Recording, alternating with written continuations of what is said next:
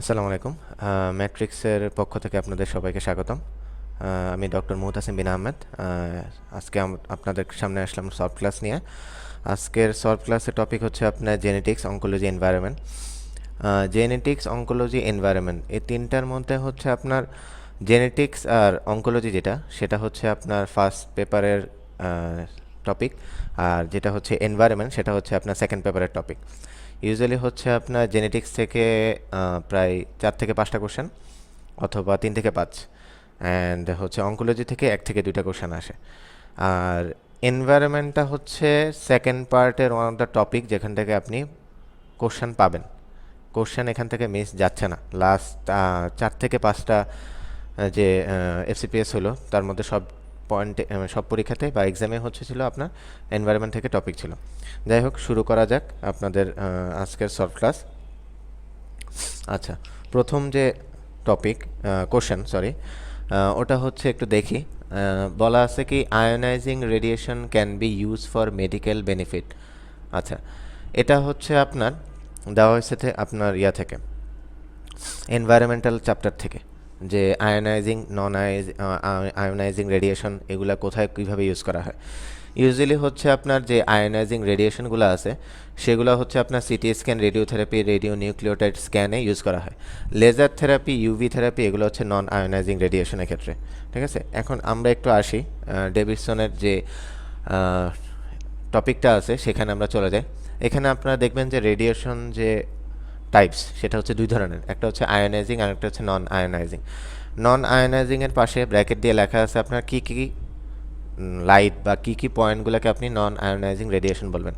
1 নম্বর হচ্ছে ultraviolet, second visible light, third laser, fourth infrared and fifth হচ্ছে microwave. কেন এটা বললাম? কারণ হচ্ছে যে এমসিকিউ যদি চলে আসে তাহলে এই পয়েন্ট থেকে আপনাকে এমসিকিউ দিতে পারে। আচ্ছা, গেল আমাদের যে কোশ্চেনটা ছিল সেটা ছিল হচ্ছে যে আপনার আয়োনাইজিং রেডিয়েশনের পয়েন্ট। এখন দেখেন নিচের দিকে আপনার হচ্ছে এখান থেকে দেখা আছে যে আপনি যদি এই আয়োনাইজিং রেডিয়েশনগুলোকে ভালোভাবে ইউজ করতে পারেন তাহলে সেগুলো হচ্ছে আপনার X ray, CT scan, radio nucleotide scan, radiotherapy, এসব 4টা পয়েন্টে আপনি ইউজ করতে পারবেন। নন আয়োনাইজিংয়ের ক্ষেত্রে 2টা পয়েন্ট বলছে, একটা হচ্ছে আপনি স্কিন ডিজিজ আর একটা বলছে ডায়াবেটিক রেটিনোপ্যাথির ক্ষেত্রে লেজার থেরাপি ইউজ করতে পারেন। সো আপনাকে যদি এখান থেকে জানতে হয়, ফার্স্টে জানতে হবে রেডিয়েশন কয় টাইপস, একটা আয়োনাইজিং একটা হলো নন আয়োনাইজিং। নন আয়োনাইজিং বলতে কাদেরকে বোঝানো হচ্ছে, 4-5টা পয়েন্ট আছে। এরপরে আসবে হচ্ছে আপনার আয়োনাইজিংগুলো কোথায় ইউজ করা যায়, নন আয়োনাইজিং রেডিয়েশনগুলো কোথায় ইউজ করা যায়। সো টপিকটা মোটামুটি এই পয়েন্টে গেল। তারপরে একটা পয়েন্ট আছে যে পয়েন্ট থেকে আপনার কোশ্চেন আসার চান্স আছে, সেটা একটু তুলে ধরলাম আমি এখানে, যে আয়োনাইজিং রেডিয়েশনগুলো যে আছে সেটা আপনার কি কি প্রপার্টিজ আছে বা তা কি কি পয়েন্টকে ভেদ করে যাইতে পারে। আচ্ছা, প্রথম যেটা আছে যে আলফা পার্টিকেল, সেকেন্ডটা আছে হচ্ছে আপনার বিটা পার্টিকেল, থার্ড হচ্ছে এক্স রে আর গামা রে। সো বেসিক্যালি হচ্ছে যেটা হলো আলফা পার্টিকেল, দেখেন এটা হচ্ছে অনলি এয়ারে ফিউ সেন্টিমিটার পেনিট্রেট করতে পারে। নাম হচ্ছে রেডিয়াম আর ইউরেনিয়াম। আপনাদেরকে জানতে হবে কি এখান থেকে আলফা পার্টিকেল কি, বিটা পার্টিকেল কি, এক্স আর গামা পার্টিকেল কি, সাথে হচ্ছে নিউরনটা কি। দেন হচ্ছে আপনাকে জানতে হবে যে এরা কতটুক পার্ট ভেদ করে যেতে পারে সামনে। এখন আলফা পার্টিকেল যেটা সেটা হচ্ছে অনলি এয়ারে ট্রান্সমিট হতে পারে, তাদের নাম হচ্ছে রেডিয়াম আর ইউরেনিয়াম, একটা পয়েন্ট গেল। 2 নম্বর হচ্ছে আপনার বিটা পার্টিকেল, একটা হচ্ছে কার্বন আর একটা হলো স্ট্রনশিয়াম। ঠিক আছে, এটা আপনি কীভাবে মনে রাখবেন, এটা হচ্ছে বিসিএস দিয়ে মনে রাখবেন যে বিটা ব্লক, বিটা যে পার্টিকেলগুলো আছে সেটা হচ্ছে কার্বন আর হচ্ছে আপনার স্ট্রনশিয়াম গেল। এটা হচ্ছে আপনার এয়ার, দেন হচ্ছে টিস্যু, দেন হচ্ছে পেপার, আপ টু অ্যালুমিনিয়ামের ফয়েল আগ পর্যন্ত। মানে আপনি দেখেন যে এয়ারের পয়েন্ট দিয়েছে, টিস্যুর পয়েন্ট দিয়েছে, পেপারের পয়েন্ট দিয়েছে, এই 3টা পার্টিকেলকে ভেদ করে যেতে পারবে, নট দ্য অ্যালুমিনিয়াম ফয়েল। গেল বিটা পার্টিকেলের পয়েন্ট। থার্ড হচ্ছে আপনার কি এক্স আর গামারে। এক্স আর গামারে তো আমরা প্রতিনিয়ত ইউজ করি, সেটা কাদের ক্ষেত্রে আমরা এক্সাম্পল কি আয়োডিন অ্যান্ড হচ্ছে টেকনিশিয়াম। সেটা হচ্ছে আপনার এয়ারে যাবে, টিস্যুতে যাবে, পেপার পয়েন্ট ভেদ করবে, অ্যালুমিনিয়াম ফয়েল যাবে, আপ টু লেড আর কনক্রিট। এই কারণে হচ্ছে যেখানে এক্স রে মেশিন থাকে সেটার চারপাশে লেডের একটা দেওয়া হয়, এটা ইউজুয়ালি এটাকে ভেদ করতে পারে না। সো রেডিয়েশনটা বাইরে বের হতে পারে না, এই কারণে রুমের চারিদিকে হচ্ছে আপনার লেড অথবা আপনার কনক্রিটের একটা দেওয়াল তৈরি করে দেওয়া হয়। এটা হচ্ছে থার্ড পয়েন্ট। ফোর্থ পয়েন্ট হচ্ছে নিউট্রন। এটা হচ্ছে যে কোনো পয়েন্টকে আপনার ভেদ করে চলে যেতে পারে, লাইক হচ্ছে বলেন এয়ার বলেন, টিস্যু বলেন, পেপার বলেন, অ্যালুমিনিয়াম ফয়েল, লেড আর কনক্রিট, যে কোনো কিছুকে। তো এই চারটার মধ্যে ইম্পর্টেন্ট হচ্ছে এক্স রে আর গামা রে, যেহেতু এক্স রে আমরা প্রতিনিয়ত ইউজ করতেছি। সো বেসিক্যালি কোশ্চেন যদি আসে তাহলে এখান থেকে আসতে পারে যে আপনার এটা কোন পয়েন্টটাকে ভেদ করতে পারে না, সেটা হচ্ছে লেড অথবা কনক্রিট। ঠিক আছে, গেল আয়নাইজিং রেডিয়েশনের ডিফারেন্ট পয়েন্টের ভ্যারিয়েশন। আচ্ছা, এর পরের পয়েন্টে চলে আসি বা পরের কোশ্চেনে চলে আসি। পরের কোশ্চেনটা হচ্ছে about heat stroke, which is true for heat stroke. ঠিক আছে, পয়েন্টগুলো কি দেখেন একটু পড়েন। এটা একটা লাইফ থ্রেটেনিং কন্ডিশন। কি মনে হচ্ছে? হ্যাঁ, হিট স্ট্রোক একটা লাইফ থ্রেটেনিং কন্ডিশন আপনাদের জন্য। দেন হচ্ছে occurs when body temperature rises above 37°C। Not quite right. এটা হচ্ছে আপনার 40-র উপরে গেলে এর আগে হিট স্ট্রোক বলা যাবে না। গেল second point. Lactic acidosis, pulmonary oedema, C আর ই একসাথে বললাম। কেন বললাম এই দুইটা পয়েন্ট? কারণ এই দুটো হচ্ছে হিট স্ট্রোকের পেশেন্টের কমপ্লিকেশনের পয়েন্ট। যে একটা হিট স্ট্রোকের পেশেন্টের যে কমপ্লিকেশন হয় তার থেকে সি আর ই পয়েন্টটা তুলে দেওয়া হয়েছে, যে ল্যাকটিক অ্যাসিডোসিস হতে পারে, পালমোনারি ইডিমা হতে পারে। আচ্ছা, ডি নাম্বার পয়েন্টটা, profuse sweating is a feature of heat stroke. আপনারা হচ্ছে একটা ফিগার পাবেন। ফিগারের মধ্যে হচ্ছে আপনার লেখা আছে যে আপনার হিট স্ট্রোকের পেশেন্টের সোয়েটিং হয় না। ঠিক আছে, এটা সামনেও আছে, আমরা মেইন ইয়াতে চলে যাই। সো বেসিক্যালি হচ্ছে যে এটা লাইফ থ্রেটেনিং কন্ডিশন। এটা হিট স্ট্রোক হতে হলে আপনার টেম্পারেচার মোর দেন 40 থাকা লাগবে। ল্যাকটিক অ্যাসিডোসিস, পালমোনারি এডিমা এগুলো ডেভেলপ করতে পারে কমপ্লিকেশন হিসাবে, বাট প্রফিউজ সোয়েটিং ফিচার না। আচ্ছা, হিট স্ট্রোক সম্পর্কে আমরা কি পড়বো আসেন একটু পড়ি। হিট স্ট্রোকটা অনেক বেশি ইম্পর্টেন্ট, আমাদের বাংলাদেশে এটা অনেক বেশি হয়, এখান থেকে কোশ্চেন আসার চান্স অনেক বেশি। আচ্ছা, প্রথম লাইনটা দেখেন, কোর বডি টেম্পারেচার যখন 40-এর উপরে যাবে তখন আপনি এটাকে হিট স্ট্রোক বলবেন। ঠিক আছে, এবং এটা একটা হচ্ছে লাইফ থ্রেটেনিং কন্ডিশন। প্রথম লাইন থেকে হচ্ছে আপনার দুইটা এমসিকিউ দেওয়া হয়েছে। ঠিক আছে, এটার হচ্ছে আপনার সিমটম বা আপনার কাছে যখন একটা পেশেন্ট আসবে তখন কি কি পয়েন্ট নিয়ে আসবে দেখেন। তার পরের লাইনে দেওয়া আছে যে হেডেক, নশিয়া, তারপর ভমিটিং, নিউরোলজিক্যালের মধ্যে হচ্ছে আপনার tremor, confusion, loss of consciousness নিয়ে পেশেন্ট প্রেজেন্ট থাকতে পারে। তারপরের পয়েন্টটা হচ্ছে মোস্ট ইম্পর্ট্যান্ট, কারণ কি দেখেন, স্কিনটা অনেক বেশি হট থাকে, সোয়েটিংটা অ্যাবসেন্ট থাকে। কেন? থার্মো রেগুলেটরি মেকানিজমটা ফেইলিওর হয়ে যায়। এত বেশি হিট প্রডিউস হয়, এত বেশি হিট প্রোডাকশন হয়, যার কারণে আমাদের ব্রেনের যে থার্মো রেগুলেটরি সেন্টারটা আছে সেটা নষ্ট হয়ে যায়। তো যার কারণে যে সোয়েটিংটা আছে সেটা আপনার অ্যাবসেন্ট থাকে মেনলি। এটা হচ্ছে মোস্ট ইম্পর্ট্যান্ট সিমটম বা সাইনের মধ্যে বলতে পারেন, যেটা দিয়ে আপনার হচ্ছে হিট স্ট্রোকটা আপনি মোটামুটি ডায়াগনোসিস করতে পারবেন। ঠিক আছে, আচ্ছা গেল। তাহলে হচ্ছে যে পয়েন্ট কী কী, আপনি কখন বলবেন একটা পয়েন্ট, যে কত টেম্পারেচার উপরে গেলে আপনি বলবেন হিট স্ট্রোক। এটা একটা অবশ্যই লাইফ থ্রেটেনিং কন্ডিশন, তার মানে এটা একটা ইমার্জেন্সি কন্ডিশন। 2 নাম্বার পয়েন্ট গেল। তারপরে হলো আচ্ছা আপনার ক্লিনিক্যাল ফিচার কী থাকবে, মোস্ট ইম্পর্ট্যান্ট ক্লিনিক্যাল ফিচারটা পয়েন্ট কোনটা, যেটা হচ্ছে আপনার সোয়েটিং। কেন সোয়েটিংটা মানে হচ্ছে না সেটার ব্যাখ্যা দেওয়া আছে, যে আপনার থার্মো রেগুলেটরি মেকানিজমটা ফেইলিওর হচ্ছে। গেল। এরপরে আসেন হচ্ছে আপনার কমপ্লিকেশন। কমপ্লিকেশন কি? বডিতে পানি শুকিয়ে গেছে, তার মানে হাইপোভলিমিক শক। দেন সেখান থেকে হচ্ছে ল্যাকটিক অ্যাসিডোসিস ডেভেলপ করতেছে। একটা মানুষের বডিতে যখন হিট প্রোডাকশন হয় তখন দুইটা মেকানিজমে হিট প্রোডাকশন হয়। একটা হচ্ছে ব্যাজাল মেটাবলিক রেট বেড়ে যায়, আর একটা হচ্ছে মাসেল অনেক বেশি ট্রেমরের কারণে এটা হিট প্রোডাকশন হয়। সো মাসেল যখন অনেক বেশি ট্রেমর বা অনেক বেশি কাঁপুনি দিবে তখন মাসেল আপনার ড্যামেজ হবে। মাসেল ড্যামেজ থেকে পরবর্তীতে মাসেল ড্যামেজের কারণে র্যাবডোমায়ালাইসিস হবে। গেল 2 নাম্বার পয়েন্ট। দেন আসতেছে আপনার হচ্ছে ডিআইসি, তারপর আসতেছে হেপাটিক ফেলো, রেনাল ফেলো, লাস্টে আছে কি পালমোনারি ইডিমা আর হলো সেরেব্রাল ইডিমা। এই হচ্ছে কমপ্লিকেশনের পয়েন্টগুলো। সো উপরের যে আপনার প্যারাটা এটা অনেক বেশি ইম্পর্ট্যান্ট, সবগুলো কোশ্চেনই এখান থেকে আসছে। আচ্ছা, এর পরেরগুলো একটু ইম্পর্ট্যান্ট, যে একটা পেশেন্ট যখন আসবে হিট স্ট্রোকের তখন আপনি কিভাবে ম্যানেজ করবেন। যেহেতু এই টপিক থেকে কোশ্চেন আসে, সো মোটামুটি টপিকের সব কিছুই একটু একটু জানা আপনাদের দরকার। দেখেন ইউজুয়ালি হচ্ছে আপনি যখন একটা হিট স্ট্রোকের পেশেন্ট পাবেন তখন আপনার মেইন পয়েন্ট কি, এখানে মেইন পয়েন্ট হচ্ছে আপনার ঠান্ডা করা বা কুলিং স্টেজ, যে সেকেন্ড লাইনে দেওয়া আছে। তারপরে হচ্ছে আপনার পেশেন্টকে আপনি হসপিটালে পাঠাবেন। এখন কোর টেম্পারেচারটা রিডিউস করবেন সেটা হচ্ছে 0.2 ডিগ্রি সেলসিয়াসের বেশি যাবে পার মিনিটে, অ্যাপ্রক্সিমেটলি 39 ডিগ্রি সেলসিয়াস হবে। এটার একটা ইম্পর্টেন্ট পয়েন্ট, ঠিক আছে। আপনাদেরকে অ্যাভয়েড করতে হবে কি ওভারশুটিং অথবা হাইপোথার্মিয়া, অনেক বেশি যাতে না কমে যায় বা অনেক বেশি যাতে না বেড়ে যায় সেটা আপনাদের মাথায় রাখতে হবে। ফ্লুইড রিসাসিটেশন, দেন হচ্ছে আপনার কী অ্যাভয়েড করা লাগবে, কী ডেক্সট্রোজ দেওয়া লাগবে, সেটা আপনাদের আরেক বেশি ইম্পর্টেন্ট। আচ্ছা, হিট স্ট্রোকের পয়েন্টের লাস্টের যে প্যারাটা আছে সেখানে পয়েন্ট একটু দেখেন। এখানের মধ্যে বলা আছে যে এটা একটা ইমার্জেন্সি কন্ডিশন, এখানে মর্টালিটি রেট অনেক বেশি, ঠিক আছে। আচ্ছা, তারপরে বলা আছে কি 40 ডিগ্রি সেলসিয়াসের নিচে যখন কমাবেন 30 মিনিটস মধ্যে, তখন দেখা যাবে collapse death rates can approach to 0। তার মানে হচ্ছে পেশেন্ট যখন আসবে একটা হিট স্ট্রোকের, তার টেম্পারেচার অবশ্যই 40-এর উপরে থাকবে, এবং আপনি নেক্সট 30 মিনিটের মধ্যে তার যে টেম্পারেচারটা সেটাকে 40-এর নিচে নামাতে যদি পারেন, তাহলে হচ্ছে আপনার যে ডেথ রেট সেটা 0-তে নেমে আসবে। এটা একটা আরেকটা ইম্পর্টেন্ট পয়েন্ট, ঠিক আছে। আচ্ছা, সো বেসিক্যালি হচ্ছে তার এখানে যে হিট স্ট্রোক কীভাবে হচ্ছে, কত টেম্পারেচার, কমপ্লিকেশন কি, কতটুকু আপনি নামাবেন ট্রিটমেন্টের মধ্যে, কতক্ষণের মধ্যে নামাবেন, কতক্ষণের মধ্যে নামালে আপনার ডেথ রেট 0 হবে, এই কয়েকটা পয়েন্ট হচ্ছে অনেক বেশি ইম্পর্টেন্ট। আচ্ছা, তারপরের পয়েন্টে আমরা চলে আসি, which is true for cancer cells. আচ্ছা, এটা হচ্ছে আপনার জেনেটিক্স থেকে কোশ্চেন। জেনেটিক্স থেকে তো ইউজুয়ালি 4-5টা কোশ্চেন থাকে।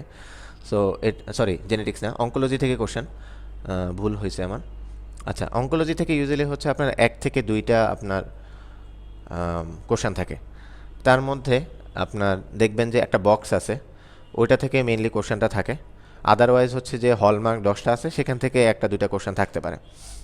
আচ্ছা, এবারে হচ্ছে আপনার এফসিপিএসে 2022-এর জানুয়ারিতে আপনার যে কোশ্চেনটা আসছে সেটা হচ্ছে আপনার একটা পেশেন্ট, অঙ্কোলজি পেশেন্টের যে ইমার্জেন্সি কন্ডিশনগুলো থাকে তার মধ্যে থেকে একটা কোশ্চেন আসছে, এটা পরবর্তীতে আমরা পাবো। আচ্ছা, এবার আসি হচ্ছে আমরা যে ক্যান্সার সেলের পয়েন্ট কী আমরা পজিটিভ ভাববো। দেখেন 5টা পয়েন্টের কী আছে।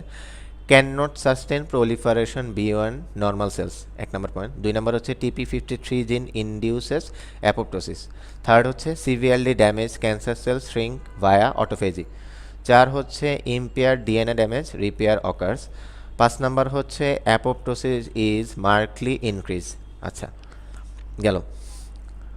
প্রথম পয়েন্টটা একটু চিন্তাভাবনা করেন আপনারা। বলছে কি একটা ক্যান্সার সেল একটা নর্মাল সেলের মতো হয়, এটাই প্রথম লাইন। যে প্রলিফারেশন হওয়ার কথা ক্যান্সার সেলের সেটা হচ্ছে না, এটা হচ্ছে প্রথম পয়েন্টের কথা। তো তার মানে কি আমরা নর্মালি ক্যান্সার সেল বলতে কী বোঝাই বা ক্যান্সার বলতে কী বোঝায়, অ্যাবনর্মাল গ্রোথ হবে সেলের, তার মানে প্রলিফারেশন অনেক বেশি হবে।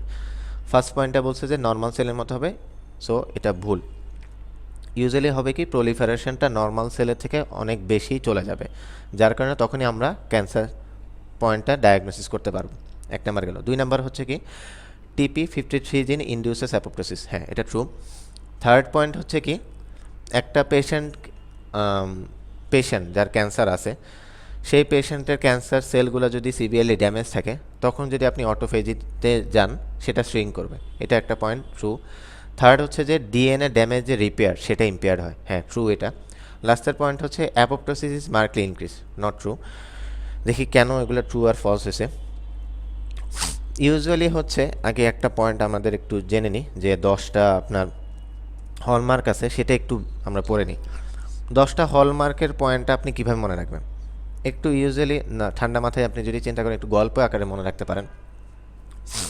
একটা ক্যান্সার হওয়ার জন্য ফার্স্ট পয়েন্ট হচ্ছে জিনোমের ইনস্টেবিলিটি অথবা মিউটেশন, একটা জিন স্টেবল না অথবা তার মিউটেশন হচ্ছে, এটা একটা পয়েন্ট গেল। মিউটেশন হওয়ার পরে কি হবে, পরের পয়েন্টটা বলছে যে রেজিস্ট্যান্ট সেল ডেথ, সেল মারা যেতে দেওয়া যাবে না। নর্মালি বডিতে যেসব মেকানিজম থাকে যার মাধ্যমে নর্মাল প্রসিডিউরের মাধ্যমে সেল ডেথ হয় সেটা আপনি বন্ধ করে দিবেন, তখন দেখা যাবে যে সেল ডেথ হচ্ছে না, সেল থেকে যাচ্ছে, বেড়ে যাচ্ছে, বড় হচ্ছে, সেটা ক্যান্সারের দিকে যাবে।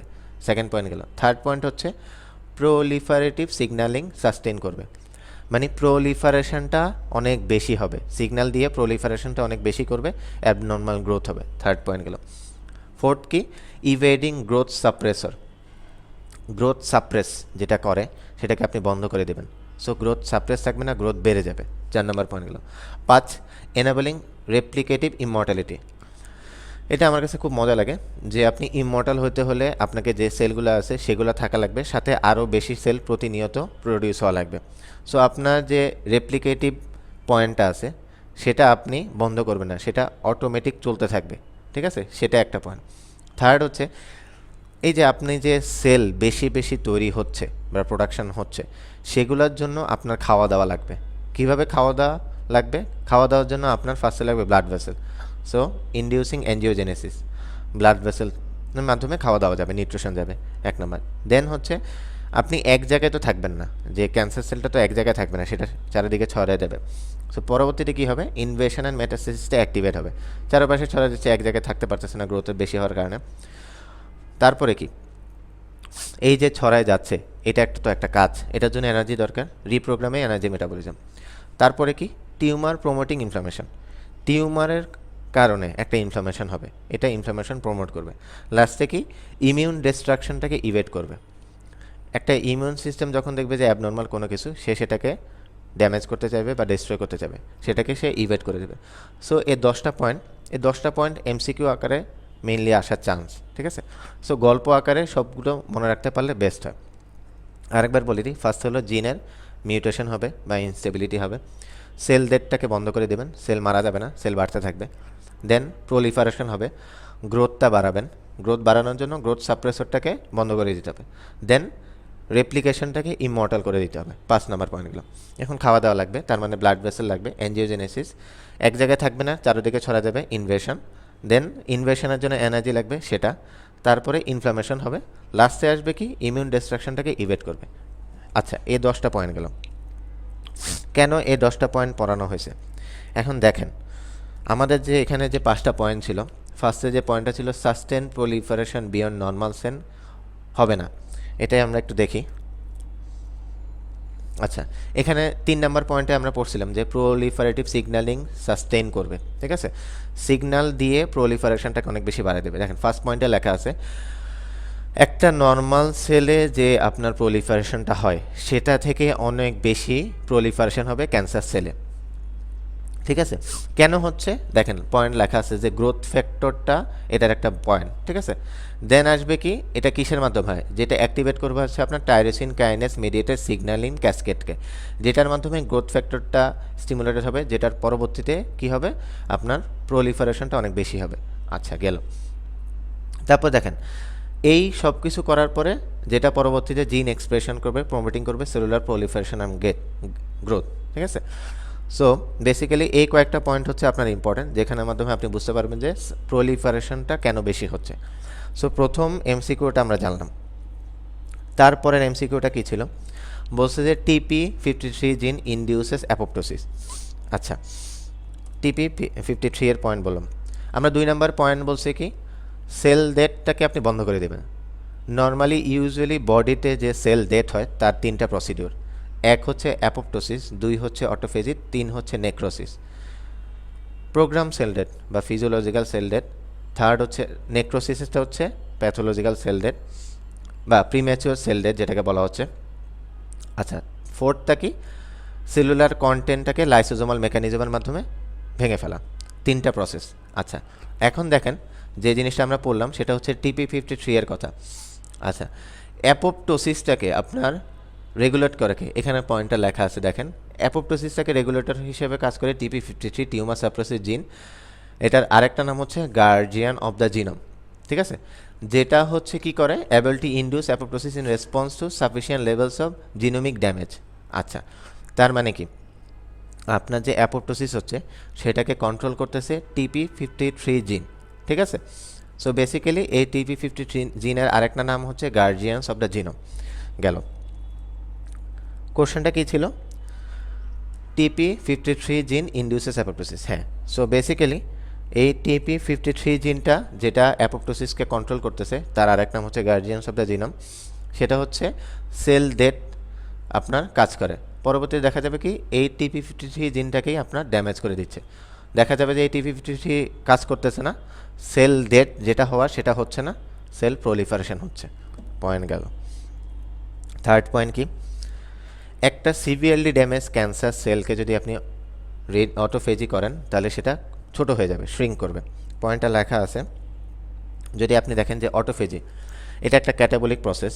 কি হয় এখানে, এই যে লাইসোজোমাল মেকানিজমের মাধ্যমে সেলের মধ্যে যে কন্টেন্টগুলো আছে সেগুলো ডিগ্রেড হয় বা ডিস্ট্রয় হয়। আচ্ছা, এখানের মধ্যে দেখেন লাস্ট লাইনে দেখা আছে যে সিভিয়ারলি স্ট্রেস ক্যান্সার সেলকে যদি আপনি অটোফেজি করেন সেটা হচ্ছে আপনার শ্রিঙ্ক মানে ছোট হয়ে যাবে।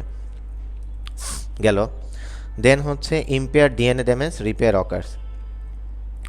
নর্মালি হচ্ছে আমাদের যে বডির মেকানিজমের মধ্যে পড়ে যে আপনার হচ্ছে সরি একটা যে সেল সাইকেল থাকে আমাদের, সেখানের মধ্যে দেখা যায় যে ডিএনএ যখন প্রোডাকশন হয়, তৈরি করা হয়, সেটা হচ্ছে আপনার বিভিন্ন স্টেজে গিয়ে যদি কোনো ইম্পেয়ারমেন্ট বা আপনার হচ্ছে কোনো ড্যামেজ থাকে, সেটাকে আরেকটা স্টেজে গিয়ে আপনার ঠিক করে ফেলা হয়, রিপেয়ার করে ফেলা হয়। ঠিক আছে, এখানে দেখেন যে একটা ক্যান্সার সেল হওয়ার জন্য ডিএনএ ড্যামেজ থাকা লাগবে। ডিএনএ ড্যামেজ না থাকলে ক্যান্সার সেলটা হবে না। ঠিক আছে, কারণ কি, জিনোম ইনস্টেবিলিটি অ্যান্ড মিউটেশন থাকা লাগবে, সেটাই এখানে বলা হচ্ছে। সো বেসিক্যালি যে ডিএনএ রিপেয়ার মেকানিজমটা থাকে, ঠিক আছে, সেটা হচ্ছে আপনার নষ্ট হয়ে যায়। লাস্টের দিকে দেখেন, হ্যাঁ, mutagenic action or develop DNA repair mechanism failure. Normally যদি ডিএনএ মেকানিজমটা আপনার ফেইলর না হয়, মানে ডিএনএ ড্যামেজ থাকলে সেটাকে যদি ভালো করার প্রসিডিউরটা যদি ঠিক থাকে তাহলে ক্যান্সার হবে না। যদি সেটা ফেইলর হয়ে যায় মেকানিজমটা, তাহলে আপনার সেটা মিউটেটেড অবস্থা থাকে এবং পরবর্তীতে ক্যান্সারে ডেভেলপ করতে পারে। এটা হচ্ছে মেইন পয়েন্ট, মার্কলি ইনক্রিজ। আচ্ছা, কেন অ্যাপোপ্টোসিসের কথা মার্কলি ইনক্রিজ বললো? নর্মালি আমরা জানি কি, অ্যাপোপ্টোসিস, অটোফেজি, নেক্রোসিস হচ্ছে আপনার সেল ডেথটাকে মেনটেন করে, যে এই সেলটা এখন দরকার নেই, এটাকে ডিস্ট্রয় করে ফেলে বা মেরে ফেলে। সো এটা হচ্ছে বডির জন্য ভালো, কিন্তু in case of cancer cell এটা ঠিক না। সো বেসিক্যালি লাস্ট পয়েন্টটা হচ্ছে আপনার ফলস, মার্কলি ইনক্রিজ করবে না, অ্যাপোপ্টোসিসে মার্কলি ডিক্রিজ করবে। ঠিক আছে, আচ্ছা গেল। তারপরে কোশ্চেনে আসি আমরা। গেল, একটা ক্যান্সার সেলের ইনভেশন অ্যান্ড মেটাস্টেসিসের জন্য কি কি ফ্যাক্টর কাজ করে? ওই যে বলতেছিলাম যে আপনার একটা জায়গায় থাকবে না, ইনভেট করবে, ইনভেট করার জন্য তার হচ্ছে কিছু হেল্প লাগবে। পরবর্তীতে আরেকটা পয়েন্ট পড়ছিলাম যে এনার্জি মেটাবলিজম। ঠিক আছে, সো দুইটা পয়েন্ট একসাথে আসতেছে। দেখেন লেখা আছে কি, ক্যাডারিন 1, CCL5, IL5, মেটালোপ্রোটিনেজ, সিস্টিন, ক্যাটেপসিন প্রোটিনেজ। আচ্ছা, আমরা একটু দেখি। একটা cancer cell invasion and metastasis হবে, এটাই নর্মাল। নর্মালি একটা বডিতে, হিউম্যান বডিতে যখন একটা সেল আপনার খুব সুন্দরভাবে সাজানো থাকে, তার পিছনে একটা ফ্যাক্টর কাজ করে, সেটা হচ্ছে আপনার ক্যাডারিন 1। সেটা কি, সেটা হচ্ছে calcium dependent cell to cell adhesion glycoprotein. সেটা কি করেন দেখেন, organize cell sheet in tissue. একটা টিস্যুর মধ্যে যে সেলগুলো থাকবে সেটাকে অর্গানাইজ করে, এক্সপ্রেশনটাকে ইনক্রিজ করে। ঠিক আছে, যেটা হচ্ছে আপনার ইনভেশন অ্যান্ড মেটাস্টেসিসের এগেনস্টে।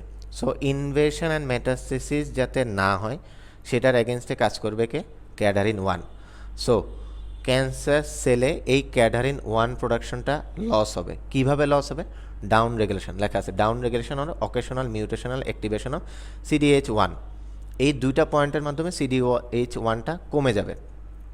সো কমে গেলে কি হবে, পরবর্তীতে দেখা যাবে যে এটা কমে যাওয়ার কারণে ইনভেশন অ্যান্ড মেটাস্টেসিসটা হচ্ছে। ঠিক আছে, গেল। এখন আমাদের কোশ্চেন কী ছিল, যে আপনার যে ইনভেশন বা মেটাস্টেসিস হবে ক্যান্সার সেলে, সেটা হচ্ছে কার মাধ্যমে হবে? সো ক্যাডারিন 1-এর মাধ্যমে হবে না, এটা আমরা মোটামুটি শিওর। তারপরে দেখেন, এখানে একটা ক্যান্সার সেলের মধ্যে যখন যে মেসেনকাইম স্টেম সেল থাকে, সেটার মধ্যে থেকে আপনার সিক্রেট হয় একটা হচ্ছে CCL5। এটা হচ্ছে প্রোটিন কেমোকাইন। সেটা কি করে, ইনফ্ল্যামেটরি সাইটে লিউকোসাইটটাকে আনে। ঠিক আছে, কীভাবে আনে? ইন্টারলিউকিন 2 এর মাধ্যমে আনে। ঠিক আছে, সেটা কি করে, এই CCL5টা কি করে? CCL5টা প্রলিফারেশন করবে, অ্যাক্টিভেশন করবে ন্যাচারাল কিলার সেলে, দেন হচ্ছে রেসিপ্রোকালি স্টিমুলেট করবে হচ্ছে আপনার ইনভেশন বিহেভিয়ার। এটা গেলো একটা পয়েন্ট, মানে CCL5 হচ্ছে আপনার ইনভেশন অ্যান্ড মেটাস্টেসিসে কাজ করে। এক নেক্সট দুইটা যে কাজ করে সেটা হচ্ছে আপনার মেটালোপ্রোটিনেস অ্যান্ড হচ্ছে সিস্টেটিন ক্যাটাপসিন প্রোটিনেস, এই দুইটা। সো এই তিনটা CCL5, দেন হচ্ছে আপনার মেটালোপ্রোটিনেস, দেন হচ্ছে আপনার সিস্টেটিন ক্যাটাপসিন প্রোটিনেস, এই তিনটা পয়েন্ট হচ্ছে ইনভেশন অ্যান্ড মেটাসিসে কাজ করে। আর ক্যাডারিন 1 যেটা, সেটা হচ্ছে ইনভেশন অ্যান্ড মেটাসিসের এগেনস্টে কাজ করে। এই কারণে সবার আগে হচ্ছে এই ক্যাডারিন 1টাকে লস করে দেয়। কীভাবে লস করে সেটার পয়েন্ট দেওয়া আছে, আর CCL5 কই থেকে আসে সেটার পয়েন্টও দেওয়া আছে। সো এই 4-5টা পয়েন্ট আপনাদের মনে রাখতে হবে in case of invasion and metastasis. আচ্ছা, পরের প্রশ্ন হচ্ছে প্যারাসাইটস রেসপন্সিবল ফর ম্যালিগনেন্সি। কিছু কিছু প্যারাসাইট আছে সেটা হচ্ছে আপনার ম্যালিগনেন্সিতে ডেভেলপ করতে পারে। তার মধ্যে আপনারা জানেন যেগুলো হচ্ছে আপনার অপিস্টোরকিস সাইনেনসিস, আর একটা হলো সিস্টোসোমা হেমাটোবিয়াম। লিভার ফ্লুক যেটাকে বলা হচ্ছে অপিস্টোরকিস সাইনেনসিস, ঠিক আছে। ড্রাকেনকুলাস মেডিনেন্সিস বা টিনিয়া সোলিয়াম বা এখানোকোকাস গ্রানুলোসাস, এরা হচ্ছে আপনার ক্যান্সার ডেভেলপ করতে পারে না। আচ্ছা, এটার একটা বক্স আছে, আমরা একটু বক্সটা পড়ে নিই। এই বক্সটা অনেক বেশি ইম্পর্ট্যান্ট, সবগুলো ইম্পর্ট্যান্ট না, কিছু জিনিস স্পেসিফিক আপনাকে জানতে হবে। সবার ফার্স্ট আমরা যেটা পড়লাম মাত্র, যে লিভার ফ্লুক অথবা অপিস্টোরকিস সাইনেনসিস, সেটা হচ্ছে লিভার ফ্লুক যেহেতু কোলাঞ্জিওকার্সিনোমা করবে। সিস্টোসোমা হেমাটোবিয়াম কী করবে? ব্লাডার ক্যান্সার করবে। কী টাইপের? Squamous cell type. সিস্টোসোমা হেমাটোবিয়ামটা অনেক বেশি ইম্পর্ট্যান্ট। এটার ক্লিনিক্যাল ফিচারের মধ্যে আপনারা দেখবেন আপনার হচ্ছে ইনফেকশাস ডিজিজের মধ্যে বিলহার্জিয়াসিস বা মেল মেনস্ট্রুয়েশন একটু ইন্টারেস্টিং। সো এই কারণে এটা এখানে ইম্পর্ট্যান্ট। আচ্ছা, এই দুইটা পয়েন্ট আমাদের ছিল। এছাড়া আর কি যেটা মোস্ট কমনের মধ্যে পড়বে? দেখেন, ভাইরাল ইনফেকশনের মধ্যে এপস্টেইন-বার ভাইরাস থেকে দুইটা পয়েন্ট বলা আছে। এছাড়া এপস্টেইন-বার ভাইরাসের আরও কয়েকটা পয়েন্ট আছে। এখানে কী লেওয়া আছে? Burkitt's and nasopharyngeal cancer. Human papilloma virus হচ্ছে আপনার সার্ভাইকাল ক্যান্সার করে। কোনটা করে? 16 আর 18 করে। এটা নিয়েও পরবর্তীতে কোশ্চেন আসে। গেল হেপাটাইটিস বি আর সি ভাইরাস, আপনারা জানেন হেপাটোসেলুলার কার্সিনোমা, এগুলো কমন, দেন এই কারণে এগুলো ফার্স্টে। এরপর আসতেছে এইচ পাইলোরি, গ্যাস্ট্রিক ম্যাল লিম্ফোমা বা গ্যাস্ট্রিক ক্যান্সার করে। সো ভাইরাল, ব্যাকটেরিয়াল, প্যারাসাইটিক তিনটা চলে গেল। সো ইনফেক্টিভ কজগুলোর মধ্যে চলে গেলে এরপরে আসেন অকুপেশনাল এক্সপোজারের মধ্যে। যারা ডাই অথবা রাবার ম্যানুফ্যাকচারিংয়ে কাজ করে তাদের ব্লাডার ক্যান্সার হওয়ার চান্স বেশি থাকে। রেসপিরেটরি সিস্টেমে আপনারা পাবেন অ্যাসবেস্টোস, শিপ বিল্ডিং, কনস্ট্রাকশন ওয়ার্কার, তাদের লাং ক্যান্সার বা মেজোথেলিওমা বেশি হয়। ভিনাল ক্লোরাইড বা পিভিসিতে আপনার লিভার অ্যাঞ্জিওকার্সিনোমা হয়। পেট্রোলিয়াম বা বেনজিন, এটা ইম্পর্টেন্ট। এটা এখানে লেখা আছে যে অ্যাকিউট লিউকেমিয়া করে। এটা আবার লিউকেমিয়া বা হেমাটোলজি চ্যাপ্টারে যখন আপনারা পড়বেন সেখানে আপনার বক্সের মধ্যে লেখা আছে যে বেনজিনের কথা। আচ্ছা, দেন আপনার হচ্ছে ম্যালফানান বা সাইক্লোফসফেট কেমোথেরাপি। পাশে বলে রাখি যে ম্যালফানান যে পয়েন্টটা আছে সেটা হচ্ছে আপনার মাল্টিপল মাইলোমাতে আপনি ইউজ করবেন। এম তিনটা পয়েন্ট দিয়ে আপনি মনে রাখতে পারবেন। এটা আবার অ্যাকিউট মাইলয়েড লিউকেমিয়া করতে পারে, ঠিক আছে।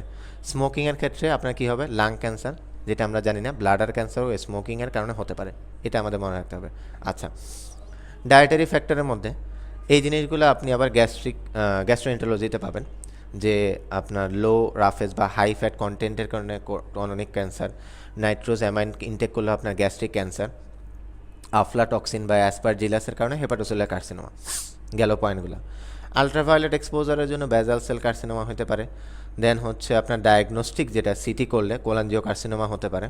এগুলো এত বেশি ইম্পর্টেন্ট না, বাট ইম্পর্টেন্ট হচ্ছে আপনার lung cancer, occupational exposure, beryllium বা স্ট্রনশিয়ামের ক্ষেত্রে।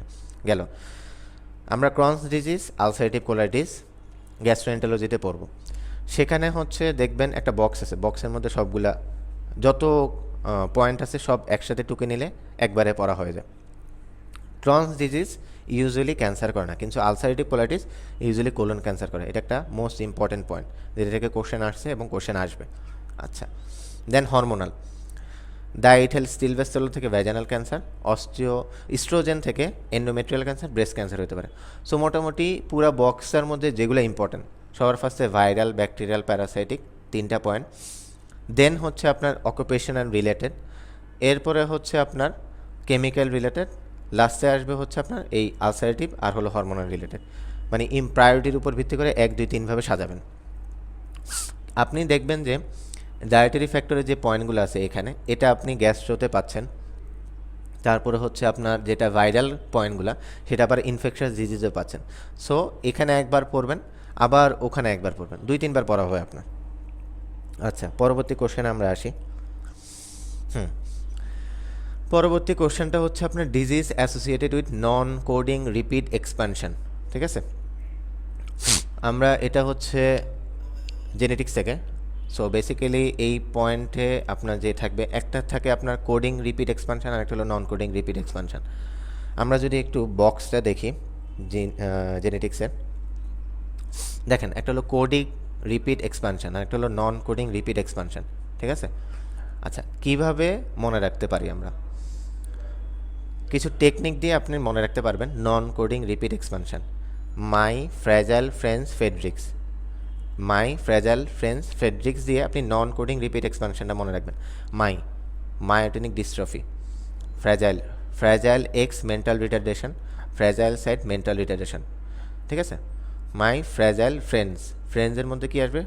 ফেডরিক্স ataxia, my fragile friends Friedreich's. Then হচ্ছে আপনার লাস্টে যেটা আসবে আবার মাইতে চলে আসেন, মায়োটোনিক এপিলেপসি বা প্রোগ্রেসিভ মায়োক্লোনিক এপিলেপসি, এই পয়েন্টটা আসবে। 1 2 3 4 5, 5টা পয়েন্ট। নন কোডিং রিপিট এক্সপানশনের মধ্যে আপনার এই 5টা পয়েন্ট থেকেই কোশ্চেন আসবে। একটা মনে রাখবে, পরেরটা মনে রাখার দরকার নেই, পরেরটা অটোমেটিক আপনার মাথায় চলে আসবে। যে নন কোডিং কোনটা ছিল সেটা আমার মাথায় রাখছি, সো বেসিক্যালি কোডিংগুলা অটোমেটিক আপনি বুঝতে পারবেন। এখন কোডিংগুলা কী কী, জাস্ট নামগুলা: হান্টিংটন, স্পাইনোসেরেবেলার, ডেন্টোবোরুব্লো, ম্যাকাডোজোসেফ, স্পাইনোবালভার, স্পাইনোসেরেবেলার, স্পাইনোবালভার, ম্যাকাডোজোসেফ, ডেন্টোবোরুবলার, হান্টিংটন। এখানে যেহেতু এটা বলছে কোডিং রিপিট এক্সপানশন, রিপিটটা দেখেন সিএজি সবগুলোতে সিএজি মেইন পয়েন্ট। ঠিক আছে, সো আপনি যদি এই বক্সটা পড়তে যান, সবার আগে আপনার মাথায় রাখতে হবে যে নন কোডিং কোনগুলো। মাই ফ্র্যাজাইল ফ্রেন্ডস ফেডরিক্স দিয়ে আপনি নিচেরগুলো মনে রাখতে পারবেন, আর উপরেরটার মধ্যে রিপিটটা আপনি মাথায় রাখতে পারবেন যে সিএজি হচ্ছে মেইন রিপিট হয় এখানে বাকিগুলোর ক্ষেত্রে। কোডিং আর নন কোডিং রিপিট এক্সপানশনের কোশ্চেনটা গেল। এরপরের কোশ্চেনে আসি আমরা। মাইটোকন্ড্রিয়াল ইনহেরিটেন্স, মাইটোকন্ড্রিয়াল ইনহেরিটেন্সটা অনেক ইম্পর্টেন্ট। কীভাবে ইম্পর্টেন্ট দেখেন, ফার্স্ট পয়েন্টটা বলছে transmission only from female, then affects meiosis cell division, third variable penetrance, fourth variable expressibility, fifth হচ্ছে অনলি মেলস আর এফেক্টেড। আচ্ছা, পয়েন্ট হচ্ছে কি আপনার যে মাইটোকন্ড্রিয়াল ইনহেরিটেন্স, এখান থেকে আপনার কী কী জানা লাগবে? এটা ফিমেল থেকে অনলি ট্রান্সমিটেড হয়। সেকেন্ড পয়েন্ট হচ্ছে মেল থেকে ট্রান্সমিটেড হয় না।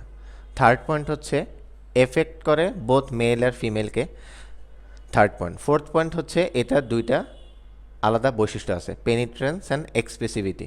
ঠিক আছে, আসি আমরা একটু এক্সপ্লেনেশনে। আচ্ছা, প্রথম পয়েন্টটা বলছে যে মাইটোকন্ড্রিয়াল ইনহেরিটেন্সের মধ্যে এই পয়েন্টগুলো কি, যে আপনার মাইটোকন্ড্রিয়া কাদের লাগে, কোথায় হয়, কি কাজ করে, কি প্রোডাকশন করে, কিভাবে সে সামনে ক্যাটাবলাইজ হয়ে কি হয় না হয়, সেটার পয়েন্ট বলছে মাইটোকন্ড্রিয়ার ফার্স্টে।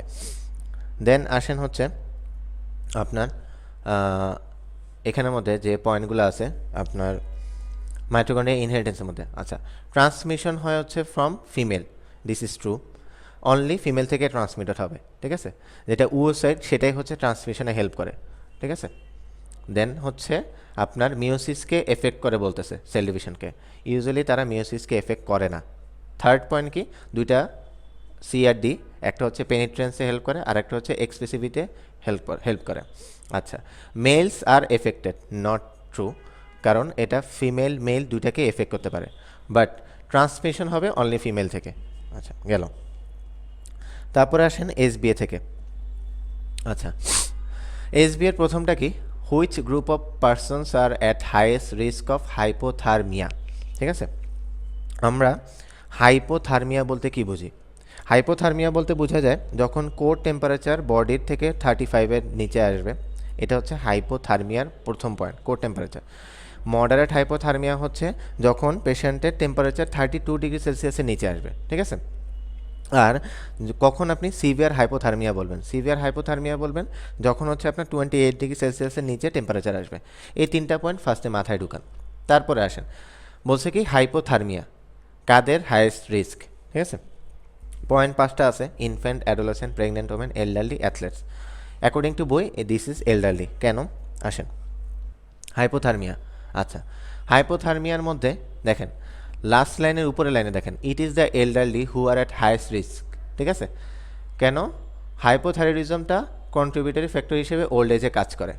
আচ্ছা, এখন দেখেন আমরা একটা কোশ্চেন পাইছিলাম হিট স্ট্রোকের পেশেন্টের কী থাকবে কী থাকবে না, এটা এখানেও আছে। ঠিক আছে, আপনি হিট স্ট্রোক আর হচ্ছে হিট এক্সজশনের মধ্যে পার্থক্য কীভাবে করবেন, ফার্স্ট পয়েন্ট আমি একটু বলে নিই।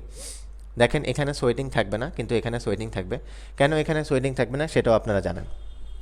আচ্ছা, এটা গেল হিট স্ট্রোক আর হিট এক্সজশনের মানে হাইপাথার্মিয়ার পয়েন্টে। হাইপোথার্মিয়ার ক্ষেত্রে কখন ফার্স্ট হাইপোথার্মিয়া বলবেন? দেখেন মাইল্ড হাইপোথার্মিয়াতে বলবেন 35-এর নিচে, মডারেট হাইপোথার্মিয়া 32-এর নিচে, সিভিয়ার হাইপোথার্মিয়া 28-এর নিচে। তিনটা ফিচার।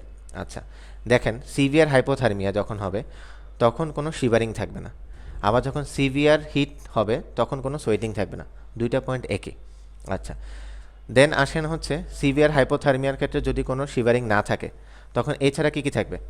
পেশেন্টের পেল হয়ে যাবে, কোল্ড থাকবে, কনশাস লেভেল অনেক কম থাকবে, মাসেল স্টিফনেস থাকবে, হাইপোটেনশন, ব্র্যাডিকার্ডিয়া থাকবে। এটার মাধ্যমে আপনি মোটামুটি বলতে পারবেন যে এটা সিভিয়ার হাইপোথার্মিয়ার দিকে গেছে। মোস্ট ইম্পর্টেন্ট পয়েন্ট হচ্ছে কোনো শিভারিং থাকবে না। মডারেটের ক্ষেত্রে ভায়োলেন্ট শিভারিং থাকবে, স্পিচটাও হচ্ছে স্লার্ড হবে, স্লো হবে। মাইল্ড হাইপোথার্মিয়ার ক্ষেত্রে মাম্বল, স্টাম্বল, টাম্বল, এই তিনটা পয়েন্ট আপনি বুঝবেন যে কথা বলার সময় এটা হবে। এছাড়া লেথার্জি আর ডিহাইড্রেশন তো আছে, প্লাস কোল্ড অ্যান্ড শিভারিং। এগুলো হচ্ছে আপনার ডায়াগনোসিসের জন্য কাজ করবে এই পয়েন্টগুলো, কখন কাকে কি বলবেন।